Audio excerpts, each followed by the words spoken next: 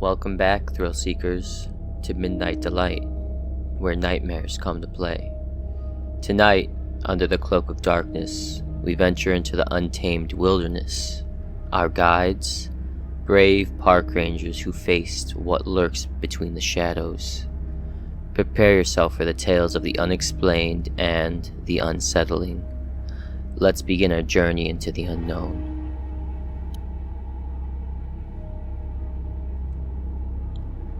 I've been a park ranger for over 20 years, and in that time, I've seen some pretty strange things. Wild animals behaving oddly, lost hikers, and even a few unexplained disappearances. But nothing compares to the story I'm about to tell you. It all started about 10 years ago, during a particularly dry summer. Wildfires were a constant threat, and we were on high alert. One afternoon, I was patrolling a remote section of the forest when I came across something that stopped me dead in my tracks. There, in the middle of a clearing, were a set of stairs. They were perfectly preserved, like nothing you'd find in an old house. They were made of wood, with a red carpet running down the middle. The strangest part was that they led to nowhere. Just a staircase, standing alone in the middle of the forest. At first I thought it must have been part of an old homestead, long since reclaimed by the woods. But as I looked closer, I realized that the stairs were in perfect condition. No signs of weathering, no moss. It was as if someone had just built them and left them there. I radioed in to report my find, and my supervisor told me to mark the location and head back to the ranger station. He said he'd send a team out to investigate. When I got back, I couldn't shake the feeling that there was something profoundly wrong with those stairs. A few days later, I spoke to one of the guys who went out to check on the stairs. He said they found them exactly where I described, but when they tried to take samples of the wood, the tools wouldn't cut into it. It was like the stairs were impervious to damage. They decided to leave them alone and monitored the area for any signs of unusual activity. Weeks went by, and nothing happened. The forest was quiet, and the stairs remained a strange curiosity. But then, things started to get weird. Hikers began reporting strange noises in the woods near the stairs. They described hearing whispers, like a group of people talking just out of earshot. Some said they felt like they were being watched. One night, I was on patrol when I got a call about a missing person. A woman had been hiking with her friends when she wandered off the trail. They searched for hours but couldn't find her. I joined the search, and as night fell, we decided to head back to the ranger station and resume in the morning. As I was making my way back, I heard a scream. It was faint, but it was definitely a scream. I ran towards the sound and found myself back at the clearing with the stairs. There, at the base of the stairs, was the missing woman. She was unconscious, but alive. We got her back to the station and called for medical assistance. When she woke up, she couldn't remember what had happened. She said she had been walking in the woods when she felt compelled to walk towards the clearing. The last thing she remembered was seeing the stairs, and then nothing. Over the years, more people have gone missing near those stairs. Some are found, dazed and confused with no memory of what happened.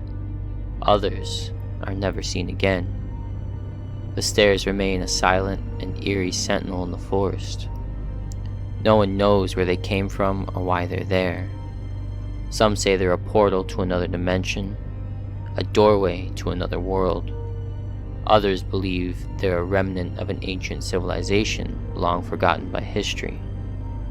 Whatever the truth, one thing is certain.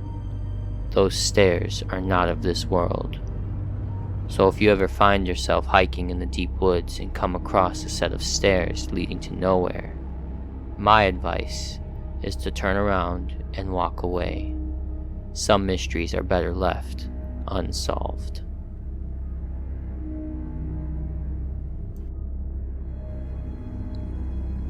I'm a park ranger with some time under his belt. And while I do love my job and love being outdoors and seeing all of the excitement, love, and joy people get from visiting our park, it can also be a place of unspeakable horror. This story is one of those horrors that has haunted me for years. It was early summer, and families were flocking to the park for camping trips and outdoor adventures. Everything seemed normal until a boy named Tommy went missing. He was just 7 years old, and his parents reported that he had vanished while playing near their campsite. The disappearance sparked a massive search operation. Rangers like myself, alongside droves of volunteers and seasoned search and rescue teams, scoured the wilderness. Days stretched into agonizing weeks with no trace of Tommy. Hope dwindled, and the case grew cold, leaving only whispers and heartbreak in its wake. We assumed the worst, that he had fallen into the river or been taken by a wild animal. Months passed, and the summer turned to fall. But then, one crisp October morning, Tommy reappeared. He was found sitting by a tree near the very spot where he had disappeared. He looked healthy, clean, and was wearing the same clothes he had on the day he went missing. He didn't seem to have aged a day. When asked where he had been, Tommy's response sent shivers down our spines. He spoke of a strange creature that had taken him. He described it as tall and slender, with glowing eyes and long, thin fingers.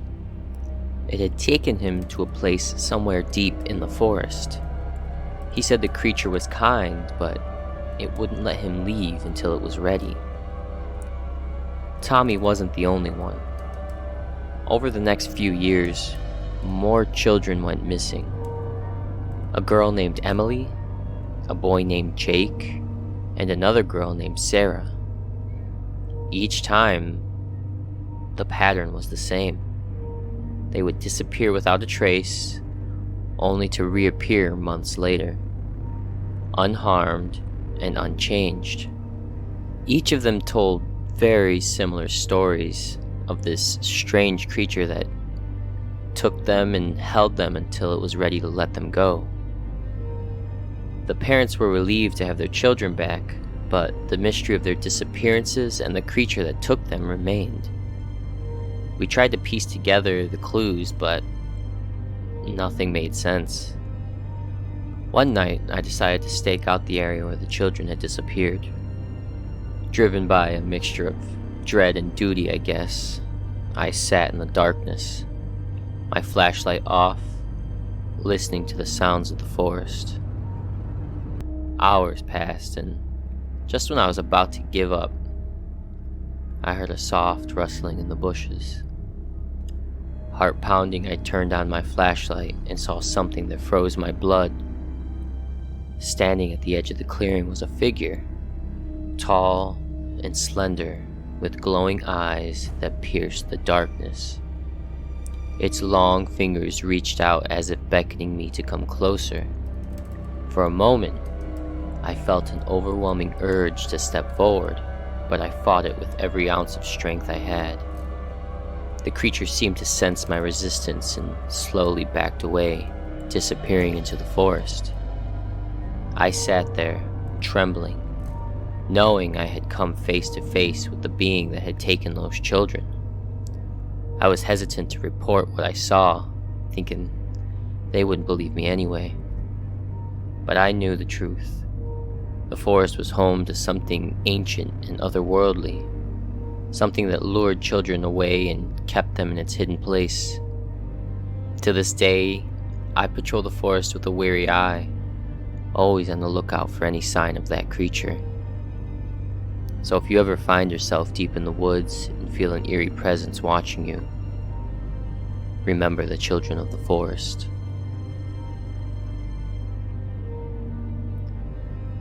I've been a park ranger for 15 years, and the forest, has always felt like home to me. It's a place of peace, solitude, and natural beauty.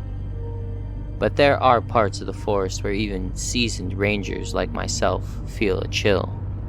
And one particular night, I discovered why. It was late autumn, and the days were getting shorter. The air was crisp, and the leaves had turned vibrant shades of red and gold. I was on a routine patrol, making sure the trails were clear and the campsites were safe.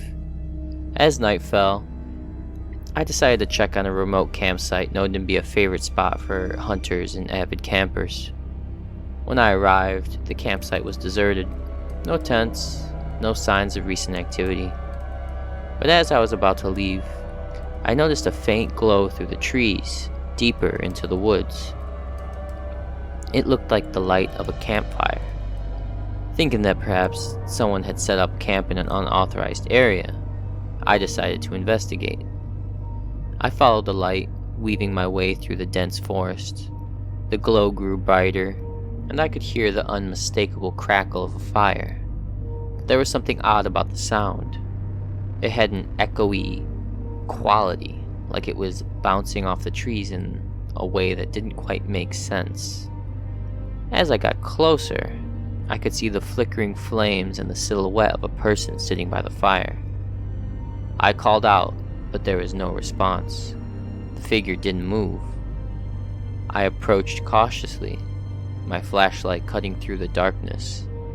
When I reached the edge of the clearing, I stopped dead in my tracks. There was a campfire, all right, but it wasn't like any campfire I'd ever seen. The flames were an unnatural blue color, casting eerie shadows on the trees, and the figure sitting by the fire, it was as if they were made of smoke, barely more than a shadow themselves. I felt a shiver run down my spine. I called out again, louder this time, but still no response. I took a step closer, and that's when the figure turned to look at me. I'll never forget those eyes, dark, hollow, and filled with an unfathomable sadness. Suddenly, the figure stood up and started walking towards me. Panic surged through me, and I instinctively took a step back. But, as quickly the figure moved, it disappeared, vanishing into the night air. The campfire flickered once more, and then extinguished itself, leaving the clearing in complete darkness. I stood there, frozen, my heart pounding in my chest. After a few moments, I regained my composure and shone my flashlight around the clearing. There was no sign of a campfire, no ashes, no burnt wood, nothing. It was as if the whole scene had been an illusion. I quickly made my way back to my patrol vehicle and drove to the ranger station. I reported the incident, but my colleagues were skeptical. Some thought it was a prank, others suggested I was overworked and seeing things. But I knew what I had seen. Over the years, I've heard whispers from other rangers and campers about the phantom campfire, stories of ghostly figures and fires that burn with an unnatural glow. Some say it's the spirit of a lost camper who perished in the woods, forever trying to find their way back. Others believe it's a remnant of an ancient ritual, a connection to another realm. Whatever the truth, I've never returned to that part of the forest alone. The memory of those hollow eyes and the blue flames haunts me to this day. So if you ever find yourself deep in the woods and see the flicker of a campfire that seems out of place, my advice is to turn around and leave. Some fires are better left undisturbed. I hope you survived tonight's eerie expedition with your curiosity intact. Remember, these woods hide secrets only the brave dare to explore. If you enjoyed these bone-chilling tales, don't forget to like, subscribe, and click the bell icon for more nightmares served right to your doorstep. Until next time, stay out of the dark and keep delighting in the midnight with us. Good night, and tread carefully.